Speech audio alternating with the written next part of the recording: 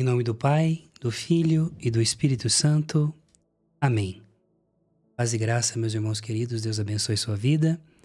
Hoje, mais um dia da nossa série do estudo bíblico de José do Egito.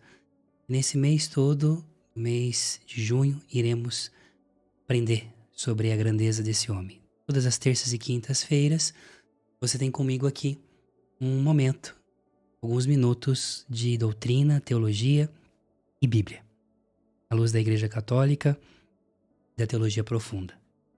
Então já deixe seu like se você ainda não deixou.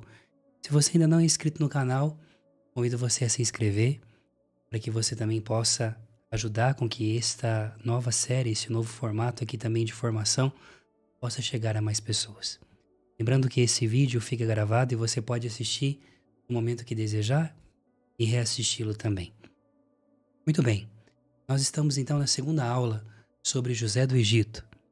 José, filho de Jacó, que era odiado pelos seus irmãos por causa dos sonhos que contara. Ele viu o sol e a lua e as estrelas, com as estrelas se prostrarem diante dele. Viu também que os feixes e seus irmãos se prostraram, e assim então seu sonho, profecia pela qual Deus havia lhe dado, era uma profecia que um dia ele governaria, ou de alguma forma os seus irmãos seriam seus servos. Já aqui então, José é odiado pelos seus irmãos e esses então passam a não amá-lo e a não tratá-lo com a habilidade que deveria. Muito bem, vamos continuar no capítulo 37 de Gênesis. A palavra nos diz o seguinte: depois da situação do conto dos sonhos, a vida continua como qualquer lugar, e a palavra diz assim no versículo 12: Seus irmãos foram apacentar o rebanho de seu pai em Siquém. Israel, Jacó, disse a José: Não apacentam teus irmãos o rebanho de Siquém? Vem, vou enviar-te a eles. Ele respondeu: Eis-me aqui. Ele disse: Vai então ver com os teus irmãos e o rebanho e traz-me notícias. Ele o enviou do vale de Hebrom e José chegou a Siquém. Um homem o encontrou andando errante pelos campos. Este homem lhe perguntou: Que procuras? Ele respondeu: Procuro meus irmãos. Indica-me, por favor, onde apacentam seus rebanhos. O homem disse: Eles levantaram um acampamento daqui. Eu os vi dizer: Vamos a Dotaim. José partiu à procura de seus irmãos e os encontrou em Dotaim. E eles viram de longe, e antes que chegasse perto, tramaram sua morte. Disseram entre si: Eis que chega o tal sonhador. Vinde, matemo-lo, joguemo-lo numa cisterna qualquer. Diremos que um animal feroz o devorou. Veremos o que acontecerá com os seus sonhos. Peço desculpas para vocês, estou com a asma bem atacada hoje, mas nós continuaremos tratando sobre o nosso estudo bíblico aqui. Amados, José, depois de ter contado os seus sonhos, a vida continuou. Seu pai o chama e pede para ele continuar fazendo aquilo que ele sempre fez, que era servir os seus irmãos. Nesse sentido, José é enviado para os campos de Siquém. Por que Jacó queria saber notícias dos filhos dele? Porque os filhos de Jacó, Siquém era uma realidade, um povo que não adorava a Deus verdadeiro. Os filhos de Jacó já estavam aprontando por aquelas bandas e ele queria, de alguma forma, garantir que seus filhos não fizessem mais besteira. Então ele manda José. José aqui tem algo interessante no caminho. Primeira coisa, José saiu de casa tendo uma família, tendo um pai, tendo uma dignidade e tendo um nome. Ele chega nos campos daquela região e não consegue encontrar, entender aonde seus irmãos estão. E é aqui que aparece um grande mistério. A palavra de Deus nos diz que um homem o encontrou no campo e ele fez a seguinte pergunta: Quem procuras? E ele disse: Eu estou procurando os meus irmãos. E aquele homem diz: eles levantaram o acampamento daqui e eu ouvi dizer que vão para Dotaim.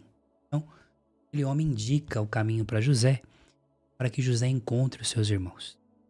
A tradição rabínica e a tradição bíblica, seja também católica, entende esse homem como um anjo de Deus, o próprio arcanjo Gabriel. O nome Gabriel significa homem forte de Deus. Então aqui é uma tradição para falar que São Gabriel encontrou com ele no campo. A pergunta que se faz é por que esse anjo, então, se assim é, não o protegeu, mas o enviou para a boca do leão? De fato, existem situações que nós temos que passar, provações que iremos passar, que os anjos não irão nos impedir de passar e enfrentar aquela situação. O desejo de José foi atendido de encontrar seus irmãos, mas as intenções escondidas no coração dos irmãos passam pelo mistério da liberdade. José, então, ao chegar, encontra os seus irmãos e de longe vem correndo, dizem entre si: lá vai vindo o sonhador. Vamos matá-lo, jogá-lo numa cisterna para ver o que vai acontecer com os seus sonhos. Veja que profunda, que poder e forte são essas mensagens. O anjo indica o caminho,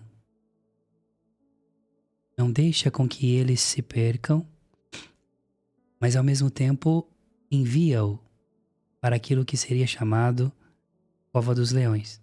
Não é verdade? E assim José, ele vai encontrar seus irmãos. A mensagem aqui é clara. Quando você estiver no meu pior momento, Deus enviará alguém para te conduzir para aquele lugar. Por isso que a vida de José ela é comparada à vida de Jesus. Ele é uma tipologia de Jesus. E Jesus, ao encontro dos seus irmãos naquele dia, na quinta-feira santa, seus irmãos vêm para matá-lo. E mesmo o anjo o consola para que ele possa enfrentar a vontade de Deus. Então, eles tramam a sua morte. Eis que chega o tal sonhador. Inde, matemo-lo, joguemo-lo numa cisterna qualquer e diremos que o animal feroz o devorou. Veremos o que acontecerá com os seus sonhos. E aí eles pegam José e joga dentro da cisterna. A palavra continua, mas Rubem, ouvindo isso, salvou-o de suas mãos e lhe disse: não lhe tiremos a vida, disse Rubens. Não derrameis sangue, lançai-o nessa cisterna do deserto, mas não ponhais a mão sobre ele, para salvá-lo das mãos deles e restituir a seu pai. Quer dizer, Rubens, que lembra, era irmão, meio-irmão, filho de Bala, e foi criado junto com José. Portanto, tinha um afeto por José. E José aqui, então, é protegido por Rubens. De fato, lá na frente, quando Israel for conquistar a terra prometida, a primeira tribo que vai se colocar à disposição para conquistar a terra será Rubens, a tribo de Rubens. Essa tribo daqueles que salvaram José. O irmão que salvou José. Então, primeira coisa, iriam sepultar José, jogando os seus sonhos e ele junto em uma cisterna. Esta é a reflexão de hoje. Muitas vezes cai ao nosso coração.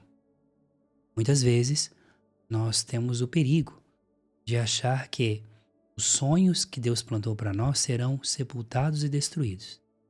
Mas como dizia Tertuliano, mataram os cristãos e jogaram-nos em um buraco, mas esqueceram que éramos sementes. Olha que forte.